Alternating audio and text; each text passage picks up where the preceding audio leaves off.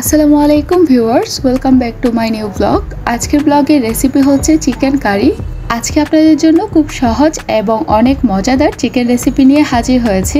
চিকেনটি আমি ঘরোয়া মশলায় তৈরি করেছি, অনেক বেশি ইনগ্রেডিয়েন্টস এখানে ইউজ করিনি। আপনারা চাইলে ঘরে থাকা উপকরণ দিয়ে এই চিকেন তৈরি করে নিতে পারবেন। খেতে কিন্তু খুব মজা হয় এই চিকেনটি। আশা করছি আমার আজকের রেসিপিটি আপনাদের অনেক ভালো লাগবে। যদি ভালো লেগে থাকে তাহলে অবশ্যই আমার চ্যানেলে সাবস্ক্রাইব করে রাখবেন, বেল বাটনে ক্লিক করে রাখবেন পরবর্তী ভিডিওর নোটিফিকেশন আসার জন্য। তাহলে চলুন কথা না বাড়িয়ে মেন রেসিপিতে ফিরে যাচ্ছি। মুরগিটি রান্না করার জন্য একটি প্যানের মধ্যে পরিমাণ মতো তেল দিয়ে নিয়েছি। তেল গরম হয়ে এলে দিয়ে দিচ্ছি 1 কাপ কুচি করা পেঁয়াজ। পেঁয়াজটিকে আমি বেরেস্তা করে নিচ্ছি।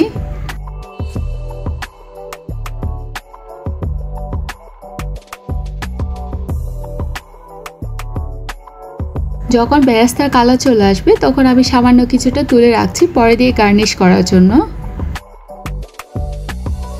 এবার দিয়ে দিচ্ছি 2টি তেজপাতা, লবঙ্গ, দারচিনি, এলাচ। গরম মশলাগুলিকে তেলের মধ্যে হালকা ফ্রাই করে নিলে খুব সুন্দর একটি ফ্লেভার আসে। তারপর 1 কাপ পেঁয়াজ বাটা দিয়েছি।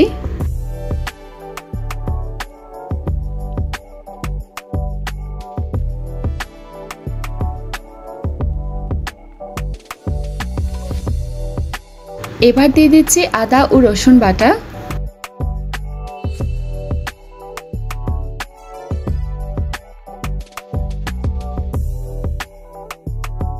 কিছুক্ষণ তেলের মধ্যে ভেজে নিচ্ছি। এরপর আমি মশলা অ্যাড করব। দিয়ে দিচ্ছি 1 চামচ হলুদ গুঁড়া,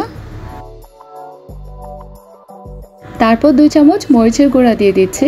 আপনি যতটুকু পরিমাণ ঝাল খেতে পছন্দ করেন সেই পরিমাণে মরিচের গুঁড়া অ্যাড করবেন। 1 চামচ জিরা গুঁড়া দিয়ে দিচ্ছি, 1 চামচ ধনে গুঁড়া,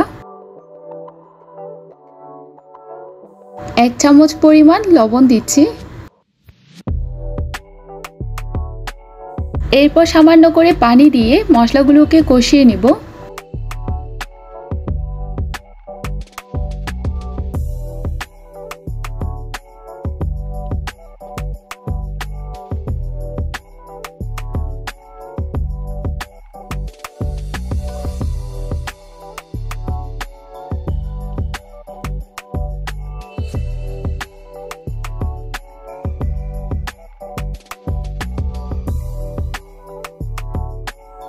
এবার দিয়ে দিচ্ছি 1 কাপ কুচি করা টমেটো।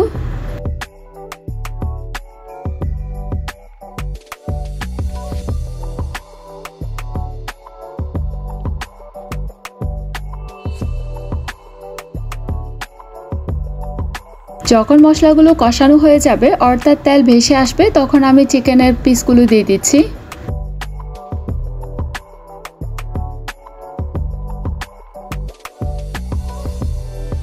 এবার চিকেনের সাথে সব মশলাগুলোকে ভালোভাবে মাখিয়ে কিছুক্ষণ ঢাকনা দিয়ে কষিয়ে নিব।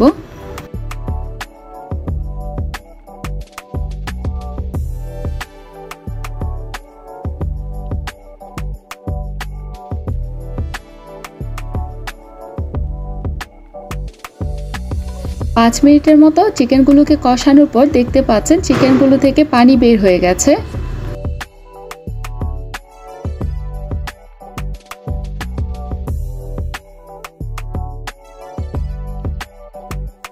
এবার আমি চিকেনগুলোকে সেদ্ধ হওয়ার জন্য দিয়ে দিচ্ছি 1 কাপ পরিমাণ পানি।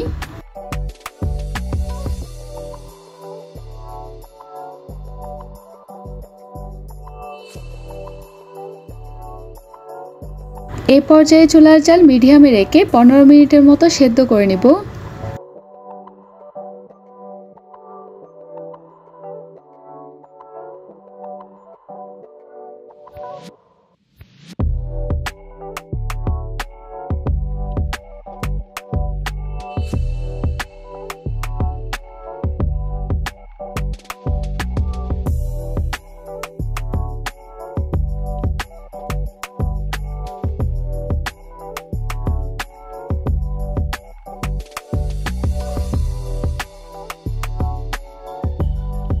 এই যে দেখতে পাচ্ছেন চিকেনগুলি রান্না করা হয়ে গেছে। এখন আমি উপরে বেরেস্তাগুলো দিয়ে দিচ্ছি।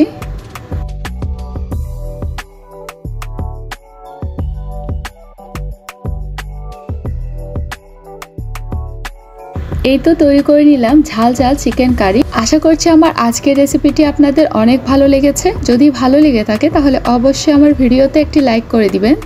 আজকের মতো এখানেই বিদায় নিচ্ছি। ভালো থাকবেন, সুস্থ থাকবেন। আল্লাহ হাফেজ।